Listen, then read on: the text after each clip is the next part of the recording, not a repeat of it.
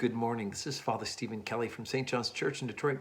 We're continuing our series of daily morning meditations, where we generally look at one or another lessons that are assigned for morning or evening prayer, what is known as the daily office lectionary. And I thought today for Thursday, we would take a look at the lesson that's assigned for evening prayer this evening from St. Matthew's Gospel. Of course, this week we celebrated the feast of St. Matthew on the 21st, so 2 days ago. And so it's always nice to jump into the Word as Matthew recorded the Gospel for us. We're on chapter 10, beginning at verse number 32, and I just want to read a portion of the lesson that's assigned for today, because it's a hard saying, and hard sayings are challenges for us, but we can't just ignore them. Whosoever therefore shall confess me before men, him will I confess before my Father, which is in heaven. But whosoever shall deny me before men, him will I also deny before my Father, which is in heaven. Think not that I am come to send peace on earth. I came not to send peace, but a sword. For I am come to set a man at variance against his father, and the daughter against her mother, and the daughter-in-law against her mother-in-law. And a man's foes shall be they of his own household. He that loveth father or mother more than me is not worthy of me. And he that loveth son or daughter more than me is not worthy of me. And he that findeth his life shall lose it, and he that loses his life for my sake shall find it. So these are hard sayings that we just kind of left off there at verse number 39. And you can read the rest of the lesson.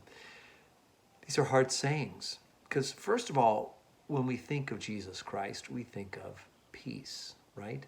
Jesus does say when he greets the disciples, especially after the resurrection, his first words are, "Peace be unto you." And he also says that he brings the peace that passes all understanding, right? St. Paul talks about the peace that passes all understanding. And yet here we have what seems to be the opposite. He says, I come not to bring peace on earth, but a sword.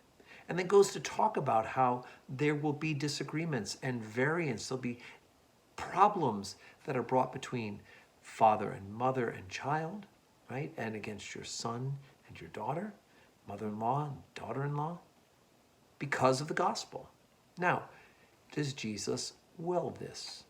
No, of course not. What Jesus wills is that we all come to know him and live according to his most gracious will, to learn to love him, to serve him, and to obey him. But he's pointing out the reality that if we believe and those around us do not, and Jesus is especially talking in a situation, the audience he's addressing will be primarily an audience of people who are members of the original covenant, and so there'll be people who will vehemently oppose, even within your own family, will vehemently oppose the gospel if you receive it. And so it is that he's pointing out a reality that will happen. He's preparing them for the reality that if you accept the good news, you better count the cost, right? And of course, the good news is going to include grace and mercy and love and a spiritual peace that will pass all understanding, but you will also find yourself at variance with those who do not want to receive the gospel, those who will disagree with you about your belief in Jesus Christ.